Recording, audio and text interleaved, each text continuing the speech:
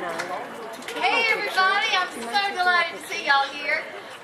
So I'm preaching to the choir, but that's okay.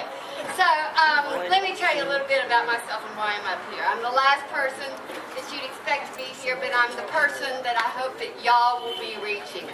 I practiced corporate law for many years, and I thought people who talked about food and nutrition and all that didn't have a life. They just didn't have enough to talk about.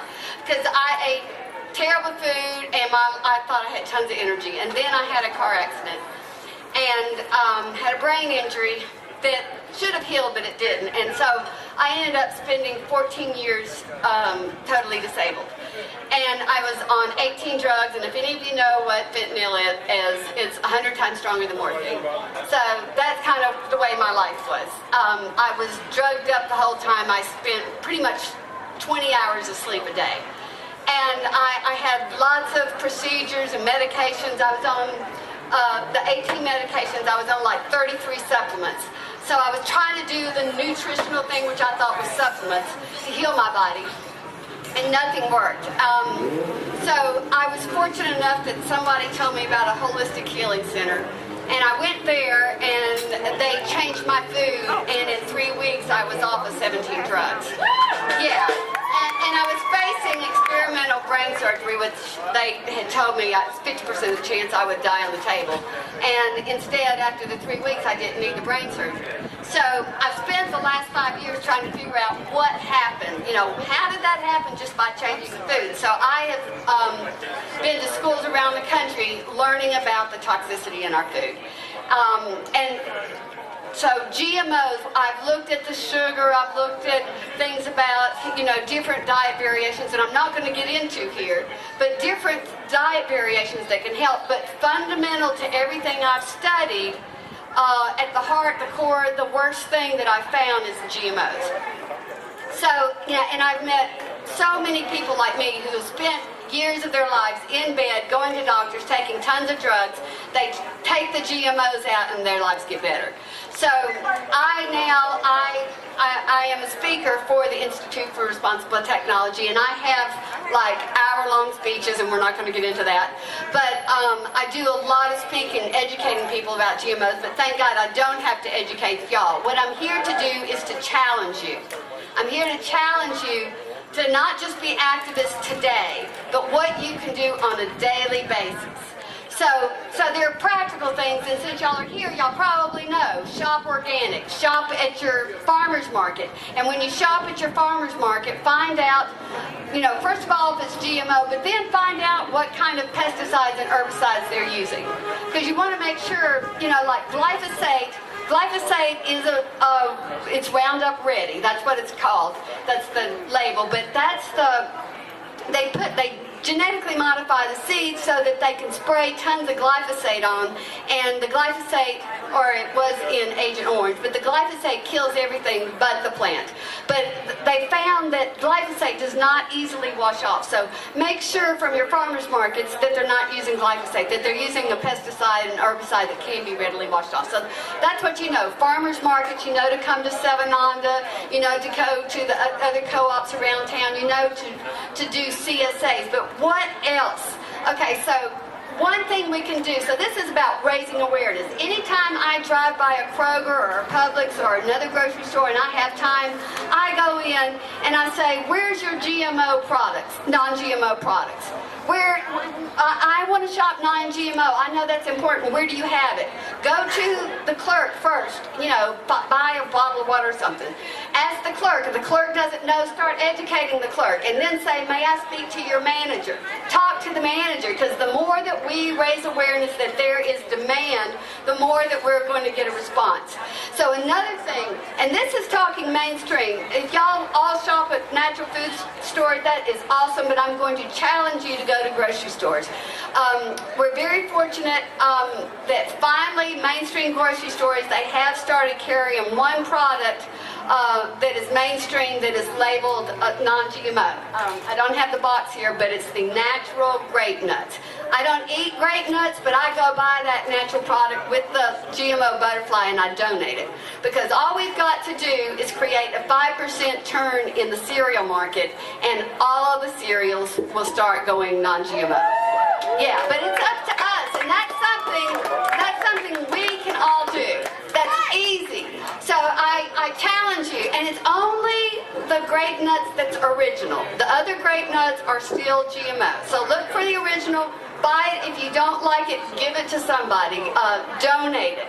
Because you're voting with your dollars there. You're making a difference in the supply and demand. So that's okay. So grumble to the person at the counter. Grumble, ask to speak to the manager. Buy grape nuts. Okay, and this next one's going to get very personal. Maybe a lot of y'all saw this in the last few weeks. When we look at, we talk about how evil Monsanto is. So who is Monsanto? When you look at the ownership of Monsanto, guess who it is? It's us. Yeah, and that's hard to take. But our 401ks, our retirement plans, our mutual funds, they invest in the most profitable companies.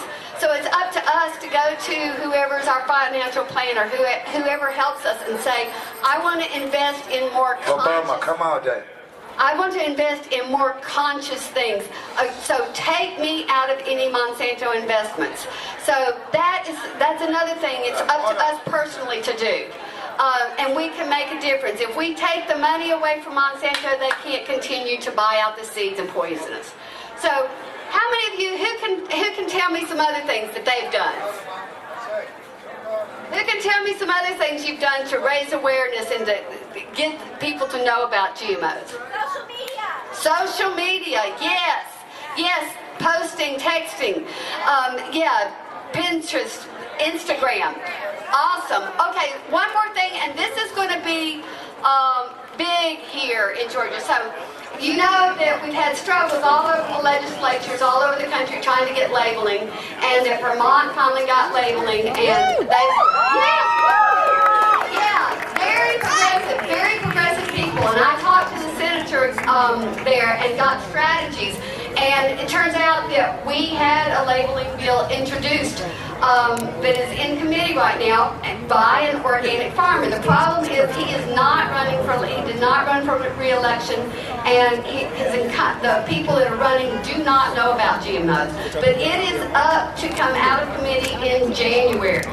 So no matter who you're, I'm not a political person, but I am now because this is important. I don't care, whoever the elected officials are, I don't care if they're Republican, Democrat, or from Pluto. What I care about, what I care about is talking to them about GMOs. So I encourage y'all, if you've never been involved in politics at all, find out who your representative is and your senator. Not just email them, make an appointment. Tell them that this is important, especially to your kids. The former head of the FDA said if we do not change our food supply, our country as we know it will deteriorate beyond repair within 10 years. So this is critical. This is not just trendy. This is critical. This is how we are patriotic. Yes, this is how we're patriotic. We have to be the power of the people, not the power of the corporations.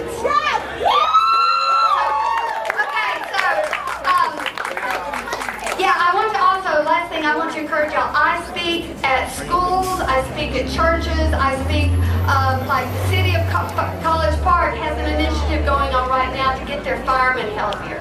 So they've had me come down and speak to their firemen 3 times. So if any of y'all are in organizations where you need a GMO speaker, I've got my card up here and I don't charge anything.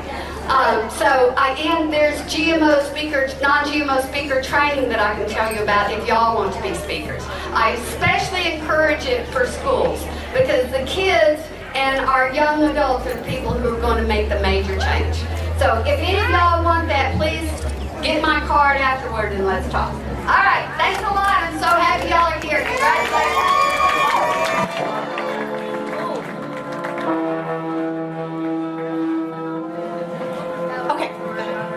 Okay,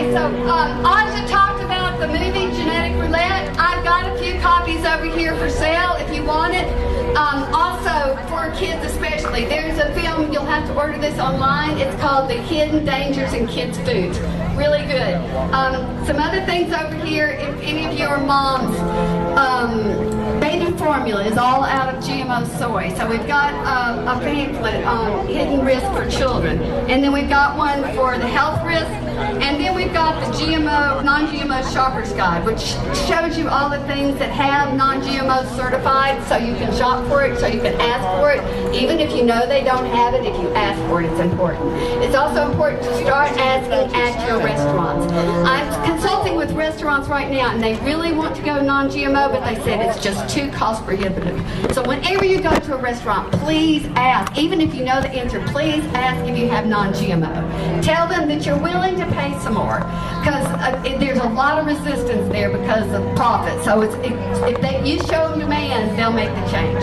Okay, if you want any of these materials, they're over here at the table. Thanks a lot.